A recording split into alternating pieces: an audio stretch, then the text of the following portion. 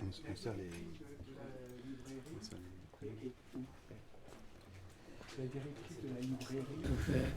J'arrivais à mettre en jour 9 génératrices qui permettent de suivre dans le développement de ce que vont faire les civilisations, de suivre un petit peu leur progrès et leur régression, leur positivité et leur désastre au long des siècles, mais en même temps dans cette progression donc de génératrices qui montent. Et il y en avait donc une génératrice sur 3 génératrices de données immédiates, c'est-à-dire la manière d'existence des gens, le lieu d'existence, la réalité des relations qui s'établissent nécessairement et puis des échanges éventuels. Eh bien, il y a des différences autant dans les temps et dans les lieux qu'il fallait mettre, d'autant plus qu'il y a un deuxième trièdre qui est celui des moyens, et dans celui des moyens, il y a le droit, il y a les techniques, il y a les sciences, bien entendu, avec leur échange et leur structure réciproque dans leur trièdre. Et enfin, le dernier trièdre, les arts de vivre, avec l'hygiène, bien entendu, les beaux-arts, non moins entendus et sonnés avec toute la musique, et puis les spiritualités avec l'université. Donc, avec ces 9 génératrices, il y avait moyen d'explorer, d'analyser un petit peu les civilisations au cours des temps, et je l'ai appliqué, comme vous le savez, comme vous le verrez, à la Renaissance, d'une part, donc en séparation du Moyen-Âge, et puis les temps que j'ai traités de classico-baroque, c'est-à-dire XVIIe et XVIIIe siècle. Voilà la première donc, présentation de cet ouvrage, puisqu'on me l'a demandé. Bien entendu, j'ai de quoi faire 36 heures de conversation, sans plus. Mais enfin, pourquoi pas. Mais là encore, si vous voulez, aux choses sérieuses, j'ai trouvé important d'ajouter les choses un petit peu bizarroïdes. Parce que je crois que là encore, vouloir montrer avec les dignes historiens, montrer les choses sérieusement, sans plaisanterie, et surtout quand on voit certaines des plaisanteries qui ont été faites. Moi, j'ai été frappé certains aspects discutables chez Rousseau, qui arrive à cacher son nom, à prendre à vivre pendant plusieurs années sous un faux nom, et puis qui, comment dirais-je, se lie dans des amours ancillaires, mais auxquels il restera fidèle jusqu'à la fin de sa vie, puisqu'il meurt avec celle qu'il n'a cessé d'aimer, qu'il a emmenée partout, quand il a voyagé en se faisant inviter et en se brouillant avec les gens qui l'ont invité à tous les coups, aussi bien en France, en Angleterre, en Suisse, en différents aspects, avec... Bon, alors, il n'y a pas que lui qui a fait des choses qui sont importantes à souligner. Enfin, je me suis permis de les faire apparaître parce qu'ils ne sont pas étrangers non plus aux évolutions, aux paradoxes par lesquels la réalité de l'histoire se construit. C'est ce que j'ai essayé de faire apparaître. Alors en particulier, je note aussi de temps en temps des petites questions. Par exemple, Christophe Colomb, était-il corse? Il y a sa maison en Corse. Et Gênes et la Corse, c'était la même chose à l'époque. Ou était-il juif? Et je crois que c'est une autre hypothèse importante à voir et qui serait explicative de beaucoup de choses. Et puis également, ce qui m'avait frappé par exemple, c'est l'inouïe civilisation portugaise, le développement d'un petit pays d'1 million d'habitants qui s'arrangent à devenir donc découvreurs et propriétaires de Brésil, qui passe l'océan Indien et qui a fait des comptoirs dans tous les coins, dans tous les pays, 80 comptoirs de tous les côtés, un petit pays qui arrive à... Et encore récemment, il a lâché à la Chine un dernier comptoir qui demeurait et dans lequel il y avait encore leur priorité, que nous avons, nous, par ailleurs aussi, pour nos différents anciens comptoirs dans les malheurs que nous avons eus vis-à-vis de l'Angleterre, qui, elle, s'est appropriée la totalité des Indes, puisqu'elle a fait d'une de ses reines une impératrice des Indes, comme tout le monde le sait, et qu'effectivement, elle a permis le développement anglais de toute une partie du monde. Enfin, ça, c'est l'histoire dans laquelle il y a des petits accrochages. Voilà, il me semble que je pourrais continuer indéfiniment, comme je vous l'ai dit, mais je crois que ce n'est pas utile. Une réaction à le lire. J'ai eu beaucoup d'intérêt à le lire. Et j'ai découvert que son esprit rajeunissait de plus en plus. Moi-même, j'avais l'illusion de me croire avoir gardé quelque peu de jeunesse à mon âge, mais je me rends compte qu'il est beaucoup plus jeune que moi et que, dans le fond, j'avais une prétention indue. Bon. Cela étant dit, je veux dire deux mots un peu sur ce qui nous lie, cette parenté avec les éléments, les thèmes essentiels de son travail et ma façon de penser. Parce que, tout d'abord, cette double hélice, à la différence de la double hélice biologique, c'est une double hélice qui s'auto-crée sans cesse. Et elle part de quoi?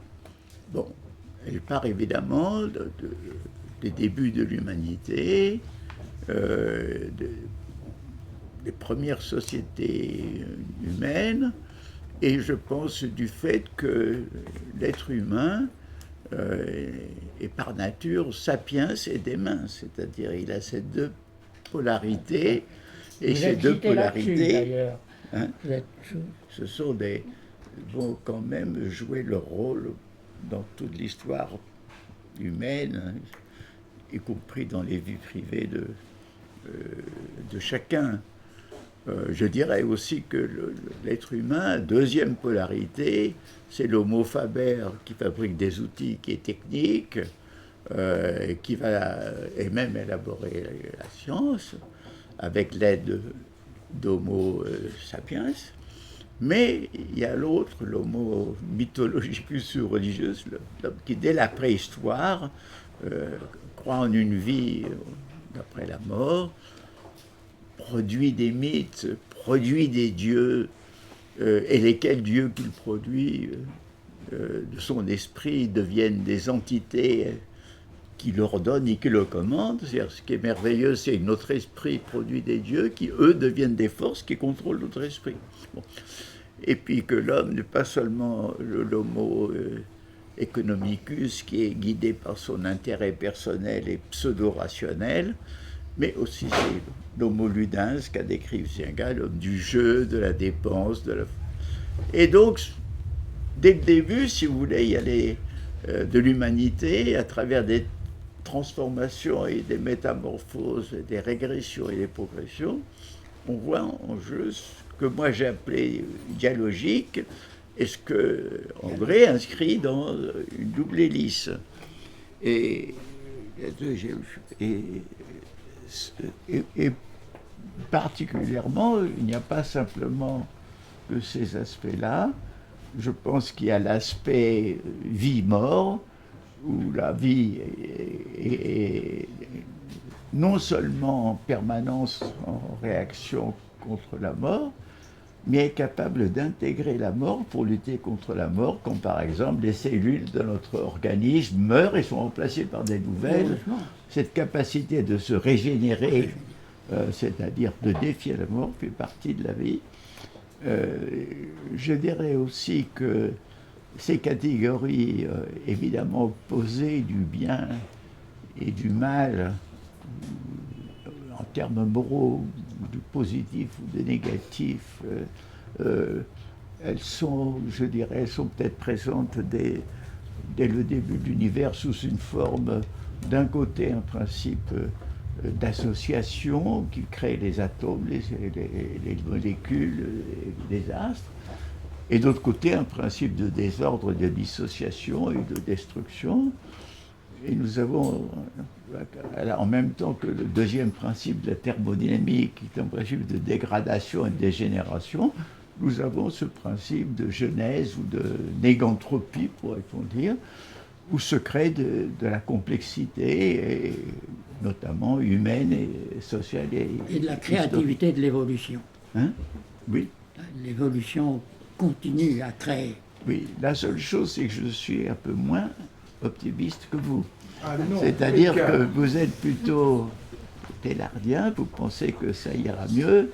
Moi, je vois beaucoup plus les périls qui nous menacent et que je pense que peut-être nous pouvons échouer, justement, que cette mondialisation qui nous entraîne, pas seulement vers des succès techniques, scientifiques, économiques, mais aussi des périls absolument énormes, écologiques, nucléaires. On ne sait pas. Actuellement, c'est les périls qui sont les plus probables, mais je suis de ceux qui ne perdent pas l'espoir, mais espoir ne veut pas dire certitude.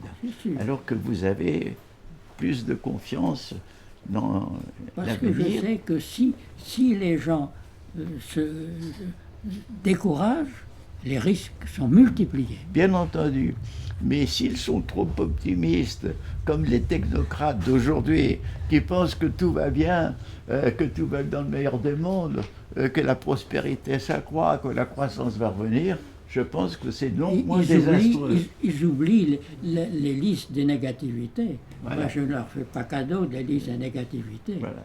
Donc, si vous voulez, nous sommes avec des mots différents, mais en accord profond, sauf sur ce stade final. Mais déjà, j'avais, dans le temps, discuté avec Hubert Reeves, qui était un optimiste. Il a perdu son optimisme. Ah bon? Enfin, son optimisme avait été... C'est vrai. Et oui, parce qu'au début, il croyait que la complexité ne pouvait que croître comme ça. Et après, c'est la conscience écologique qui lui a monté, qui lui a montré toutes les dégradations qui nous menacent.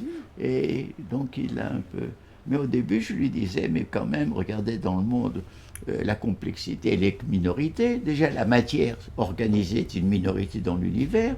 Dans la matière organisée, la vie est une infime minorité. Dans la vie, l'homme est une minorité. Et dans l'humanité, la conscience est quelque chose de tellement fragile, alors qu'autour de nous, il y a catastrophes, chaos, etc. Bon. Oui, mais il continue. Bon. Enfin, là-dessus. Edgar, c'est dans ces catastrophes, et nous sommes ici pour ça, que nous allons trouver les forces. Oui. Et Michel Hervé va nous dire ce qu'il a fait, lui, justement, pour réserver ses forces. Un dernier mot, puisqu'on est là. Un dernier mot dans les catastrophes. Je sais, et là aussi c'est très intéressant, que la vie, donc, elle a connu des catastrophes terribles. À la fin du primaire, il y a 90% des espèces qui ont disparu, et que, malgré ça, de nouvelles formes de vie sont apparues. Je sais qu'au secondaire, les dinosaures ont disparu peut-être à la suite d'un météorite, d'une explosion, mais que peut-être grâce à ça, les petits rongeurs, les petits mammifères, nos ancêtres, ont pu se développer. Les petits chevaux. Je sais que la Grèce, finalement, a été vaincue, la Grèce antique, mais que le message, l'héritage des Grecs a ressuscité en nous avec la Renaissance. Je sais tout ça, mais ça ne veut pas dire que la catastrophe est nécessairement bénéfique. Ça veut dire qu'il y a des forces dans la vie ou dans l'humanité capables de répondre de façon créatrice aux défis de la catastrophe, mais ce n'est pas certain. Terminé. Bien. Et je pense que le plus grand problème aujourd'hui, effectivement, est certainement de l'écologie. Mais là, on peut revenir aux sociétés primitives, c'est-à-dire aux sociétés effectivement préhistoriques, où à l'époque, les individus vivaient à la fois dans une harmonie avec la nature, de manière très frugale d'ailleurs, dans une harmonie entre eux. Et ce n'est pas Moss qui nous dirait le contraire avec les échanges non marchands qui se procuraient. Le potlatch, par exemple, chez les Amérindiens, qui est extrêmement intéressant pour analyser cette dynamique des civilisations. Et puis en même temps, dans une vision qui n'était pas du tout dans la propriété, mais qui était dans l'usage, c'est-à-dire dans le partage, et qui naturellement valorisait le troisième terme, c'est-à-dire l'égalité. Donc nous avions au fond des sociétés à la fois libres, fraternelles et égalitaires. Et puis, moi j'aurais tendance à penser que quand même on a effectivement changé par rapport à ce que dit André, c'est à partir de la prise de l'écriture. Donc pour Edgar Morin, c'est catastrophique de ne pas pouvoir écrire. Mais l'écriture nous amène à avoir une pensée logique, c'est-à-dire à avoir une dynamique linéaire entre la cause et la conséquence. Et quelque part, la société est devenue prédictive. La société, dans une certaine mesure, est devenue, on pourrait dire, dans sa logique, hein, elle est devenue d'ailleurs monarchique, c'est-à-dire demandant un chef qui pouvait prédire, c'est-à-dire qu'on était dans une logique prédictive.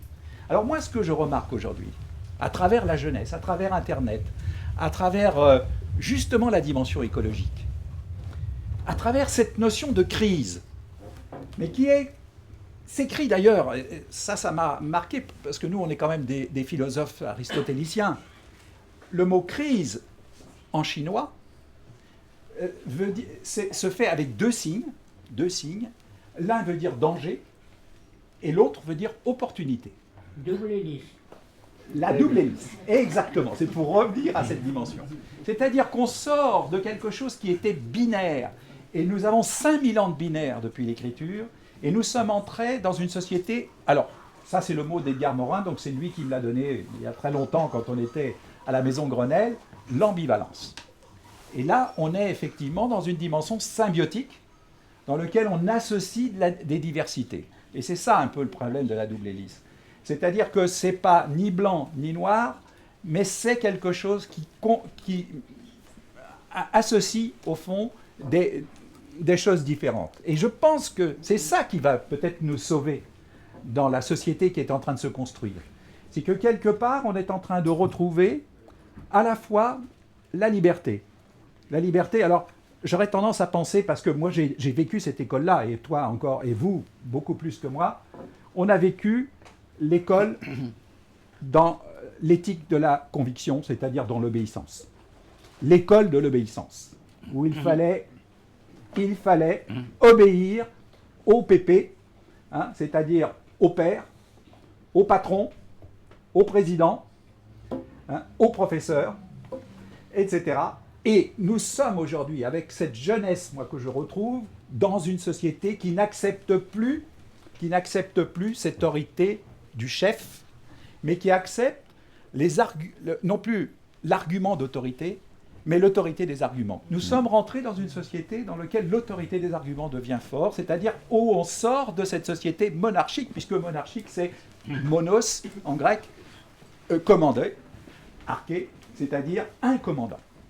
Et nous avons, jusqu'à aujourd'hui, d'ailleurs c'est peut-être le champ politique qui est le plus en retard, où on a l'habitude d'avoir un commandant, alors qu'on pourrait, et nous on le voit effectivement en entreprise aujourd'hui, on voit du concertatif, c'est-à-dire où on voit des gens, et ça c'est pas Edgar qui me dira le contraire, des gens qui ensemble, par les échanges d'arguments, arrivent à faire de l'unanimité ou de la quasi-unanimité, au fond une force confédérale, dans une certaine mesure. Et donc c'est cette orientation qui est en train de se prendre, qui est au fond un symbiotique, une symbiose humaine, et non plus biologique, proprement dit. Et je pense que c'est ça qui actuellement est en train d'arriver avec cette jeunesse, qui prend conscience à la fois de sa liberté, c'est-à-dire de son éthique de responsabilité, et non plus de conviction, de la notion de fraternité. Moi, c'est ça qui me paraît extrêmement fort. Je sens aujourd'hui des fraternités, peut-être à cause de la dimension de crise, de la dimension d'opportunité et de survie nécessaire. On sent cette fraternité, et à partir du moment, et on sent aussi l'évacuation, dans une certaine mesure, de la propriété pour l'usage. Beaucoup de choses, c'est pas l'ubérisation, j'aurais presque tendance à dire, pour rester dans l'ère de notre temps, qui fait que les gens ont besoin de plus en plus d'aller vers des usages. Et ceci me rend, moi, comme André, optimiste. Oui, parce que c'est une autre société. Absolument. Complètement libre, oui. C'est une société qui, au fond, est presque, si on pouvait, de mon point de vue, qui est à la fois cette société des 5000 ans qu'on vient de voir sur la monarchie, si vous voulez. Hein. Quand je dis monarchie, ce n'est pas seulement l'élu de Dieu, ça peut être l'élu du peuple, ça peut être l'élu du capital, hein, puisque la plupart des entreprises, le chef d'entreprise est élu du capital. Ça peut quelquefois être élu même des associés, hein, dans une mutuelle. Hein. Moi, j'ai eu un père qui a été président d'une mutuelle, d'une grande mutuelle vous, française. Michel André, comment Voilà. vous faites pour ne pas être le monarque dans votre entreprise, avec tous vos milliers de salariés qui sont dans la révérence à votre égard? Absolument pas. Alors, l'opportunité qu'on a cherchée dans la crise, c'est qu'on a besoin de beaucoup plus d'innovation, beaucoup plus de créativité. Et que la créativité d'un seul sera toujours inférieure à la créativité de l'ensemble. Et donc, moi, je pars du principe, si vous voulez, qu'aujourd'hui, c'est une petite entreprise, hein, nous n'avons que 2800 personnes. Mais, non, mais il y en a des beaucoup plus grosses. Oui. Mais le problème, c'est que toutes ces personnes apportent leur créativité. Oui. Et ils ne peuvent apporter leur créativité que s'ils sont libres. C'est-à-dire s'ils sont eux-mêmes des entrepreneurs qui font comme nos gibbons, c'est-à-dire qui passent d'une prise à l'autre, entreprise, et qui, à partir de ce moment-là, quelquefois réussissent et donc ils ont compris, mais quelquefois se cassent la figure, et à ce moment-là, ils ont appris, du latin ap qui veut dire saisir par l'esprit et non plus par la main. Voilà. Et c'est comme ça qu'on s'aperçoit que les gens ont non plus seulement besoin d'avoir, mais ils ont un besoin d'être. Et un besoin aussi de reconnaissance des autres. Et c'est ça la fraternité, si vous voulez, qui se constitue dans des petites unités, puisque nous en avons 190 petits groupes, jamais de plus 15 personnes, pour que les gens puissent se respecter les uns les autres. Hein. Et pour qu'ils se respectent, il faut qu'ils se connaissent. Ils dépassent le conflit à partir du moment où ils ont une amitié forte avec quelqu'un. Je ne suis pas d'accord toujours avec Edgar Morin. Et n'empêche que pour moi, c'est un ami important. Certainement. Et la confiance, c'est le moteur dans tout ça. N'est-ce pas, André? Le travail créatif, on a travaillé là-dessus. Le travail créatif est indispensable. La créativité est nécessaire. Mais ce que je voudrais dire, ajouter, dans les perspectives, ce qui me frappe, c'est que, bien entendu, les crises religieuses sont actuellement assez dramatiques et assez risquées. Mais au même moment, un œcuménisme se dessine, qui fait que même l'Église catholique s'ouvre, que les églises chrétiennes orthodoxes entrent en contact, que sur le travail qu'avait commencé mon ami Louis Massignon et quelques autres, l'islam coopère et est amené à coopérer, qu'il y a des rapprochements qui vont dans l'esprit de ce que voulait indiquer mon ami Teilhard de Chardin, c'est-à-dire vers une rencontre. Plus les choses montent, plus elles se rapprochent. Et ce qu'il faut, c'est non pas vouloir obliger les gens à prendre vos idées, mais aider les gens à monter dans leurs propres idées. Si elles montent, vous allez vous retrouver tous ensemble. Et je crois que cela m'a guidé toute ma vie et ma bataille en captivité pendant 5 ans pour justement accepter tous les autres, mais progresser. Et j'avais fait donc dès mes 24 ans cette légende du chevalier pour dire il n'y a qu'une seule défaite, c'est de devenir semblable à son adversaire. Et dans lequel, justement, j'aidais mes camarades à ne pas penser qu'on avait perdu une bataille et tout, mais qu'on avait seulement, justement, perdu une bataille, mais que tout le reste allait réapparaître. Donc, je voulais ramener ces quelques idées, mais vous avez tellement de choses à dire les uns et les autres.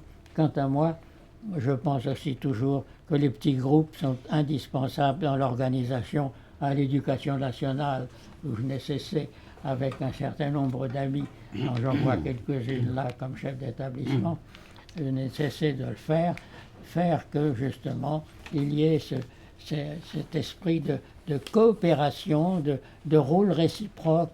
On a un rôle, mais les autres ont des rôles, et il y a un chevêtrement de ces rôles, comme ils existent aussi dans la réalité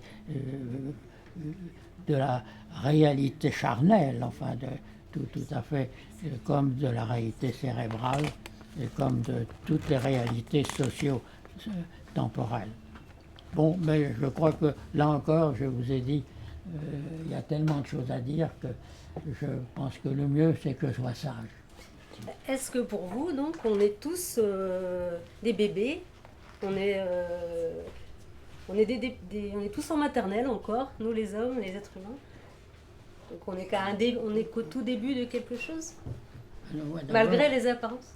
Pour moi, j'ai une admiration des bébés, par conséquent, situer les adultes à la dimension des bébés ne serait pas une rétrogradation, mais au contraire une émancipation. Donc, de ce point de vue-là, je pense que, comment dirais-je, chacun doit sentir que son honneur est nécessaire à l'existence de tous les autres. L'honneur oblige. Et j'avoue que là, je suis aussi très soulevé par la devise familiale ancienne de vieille famille corse, qui est par Paris réfectoire. L'égal est rendu à l'égal. Il n'y a ni personne au-dessus, ni personne en dessous. On est avec un berger à égal, ni au-dessus, ni en dessous. Avec un bébé, on est à égal, ni au-dessus, ni en dessous. Et avec un prince, on est à égal, ni au-dessus, ni en dessous. Cette réalité, donc pour moi, c'est une manière de justement voir la réalité du monde dans son aspect, donc à chaque instant, d'une égalité créatrice. Mais je crois que j'ai suffisamment répondu. Très bien, merci, c'est gentil. Est-ce qu'à l'instar de Sartre, on pourrait affirmer que l'optimisme est un humanisme? On ne peut accepter la réalité humaine que dans une vision donc des possibilités, et quand on voit les admirables réalisations et qu'on voit la création des méthodes, et j'aime bien que notre ami ait, comment dirais-je, cette relation avec Descartes. Il y a de la méthode dans les deux cas, et je crois qu'il y a donc grandeur organisée, créatrice, fine, bon, et tellement à dire alors dans de tellement merveilleux volumes, mais là, Edgar, c'est mon affection et mon admiration, les deux étant liés. J'ai le sentiment, sur ce court temps, que tout s'accélère, tout va très vite. J'en souffre et je pense ne pas être la seule. Et j'ai l'impression, Monsieur Morin, que la complexité s'emballe. Et je ne sais pas ce que vous pensez de cela. Et c'est un peu cela, ce rapport au temps qui s'emballe et dont nous souffrons tous, qui me fait peur si j'envisageais cette idée de chaos. Moi, je pense que c'est un très grave problème, parce que déjà, cette phrase de Hegel qui dit que l'oiseau de Minerve s'envole au crépuscule. Ça veut dire que même à son époque, qui était début du XIXe siècle, la sagesse, la conscience, la raison arrivent avec beaucoup de retard sur l'événement. Il y a toujours un temps de retard, une hystérésis, pour employer ce mot, entre notre conscience. Alors, quand les événements sont accélérés, multiples, en interaction rapide, comme c'est ce qui se passe, la conscience est dépassée. Elle est d'autant plus dépassée que notre mode d'éducation, c'est-à-dire finalement de connaissance, nous rend incapables de saisir ces relations, puisque c'est un mode de connaissance compartimenté. On voit l'économique, on ne voit pas le politique, on ne voit pas le religieux, on ne voit pas le sociologique. Bref, si vous voulez, les experts sont des experts spécialistes, et dans le fond, ils saisissent des processus, Oui, mais ils ne saisissent pas le processus. J'ai toujours dit, les experts font les impairs. Voilà, c'est très bien. Et le procès. Et quand vous dites la complexité s'emballe, oui, c'est-à-dire que le temps s'emballe et qui nous est de plus en plus difficile, même si nous avons une formation d'esprit pour saisir la complexité, il nous est de plus en plus difficile de voir ce qui se passe. Il y a cette phrase magnifique de Ortega y Gasset, le philosophe espagnol, qui dit « No sabemos lo que pasa et eso es lo que pasa », traduction, nous ne savons pas ce qui se passe, et c'est justement ça, ce qui se passe. Notre ignorance. Et cette ignorance, je crois, elle est très grave, et elle se passait même dans un temps qui n'était pas encore très accéléré. Je pense par exemple, ces années que mon adolescence a vécues, c'est les années 30 à 40, donc que nous connaissons bien. Qu'est-ce qui nous frappe dans ces événements qui s'avançaient pas, qui étaient aussi bien l'annexion de l'Anschluss, la guerre d'Espagne, etc. C'est l'inconscience généralisée, l'erreur généralisée, l'incapacité de comprendre ce qui se passait. On marchait vers la guerre sans le savoir, et on a été même incapable de la faire. Donc, le grand problème, je pense, aujourd'hui, c'est un problème de la connaissance. Nous ne pouvons pas avoir une connaissance illimitée, nous ne pouvons pas avoir l'omniscience, mais nous devons avoir conscience de nos ignorances, nous devons éviter les illusions, nous devons éviter d'être possédés par nos idées, par nos mythes, mais plutôt avoir un contrôle avec eux. Nous devons avoir une discipline et nous savons en faire entrer l'inattendu et même l'incroyable dans l'avenir, puisque c'est souvent l'inattendu qui se produit. Mais pour terminer d'un mot, cela étant dit, moi j'ai la conviction que la machine, c'est-à-dire cette machine qui propulse la planète et qui est faite de la conjonction du développement scientifique, technique et économique, ces développements sont totalement incontrôlés. La science produit des choses magnifiques, mais en même temps des possibilités de manipuler l'esprit humain, de manipuler les gènes, etc. La technique nous a servi autant qu'elle nous émancipe, et l'économie, elle est déchaînée, et on nous assure que tout va très bien dans le marché.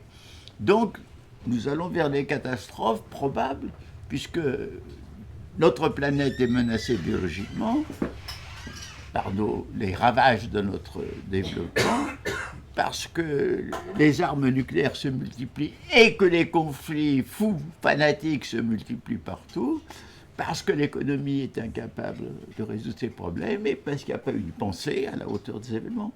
Donc c'est pour ça que je tempère. Et liste de négativité. Ah oui. Hein? Et liste de négativité, Oui, bien sûr. Non, mais, Alors maintenant, les listes de la heureusement, positivité. bien sûr, c'est ça qui a Michel c'est Hervé. votre force. Mais moi, je dirais, mon point de vue, que j'ai de l'optimisme, de l'espoir plutôt. Pourquoi? Parce que souvent, dans l'histoire humaine, on a vu que ce n'est pas le probable catastrophique qui est arrivé, mais l'improbable. On l'a vu avec la résistance d'Athènes à l'Empire Mède. Moi, je l'ai vécu en 1941 avec la résistance de Moscou et l'entrée en guerre des États-Unis. Et nous pouvons le penser que dans l'avenir, des forces positives qui existent un peu partout, pourront se développer peut-être plus vite que les forces négatives et que nous pourrons aller vers une nouvelle civilisation. Je l'espère, je n'en suis pas sûr. J'espère dans l'improbable. J'ai toujours espéré dans l'improbable et je continue à espérer dans l'improbable. Ça c'est du positif au carré. Ah oui. Hein, Michel Faut qu'on se Hervé. rejoigne quand Alors, même. du positif au carré. Oui, mais il est quand même dans le paradigme, il nous l'a dit tout à l'heure, j'aime bien marcher, j'aime pas marcher sans savoir. Et le problème du paradigme de la modernité, c'est justement de pouvoir non plus être dans une logique prédictive, c'est-à-dire de savoir où on va, mais d'être dans une logique effectuelle, c'est-à-dire où le chemin, comme dirait l'espagnol, l'autre espagnol, c'est ma Machado, maxime. voilà, C'est ma maxime. marcher, Je peux le dire en espagnol.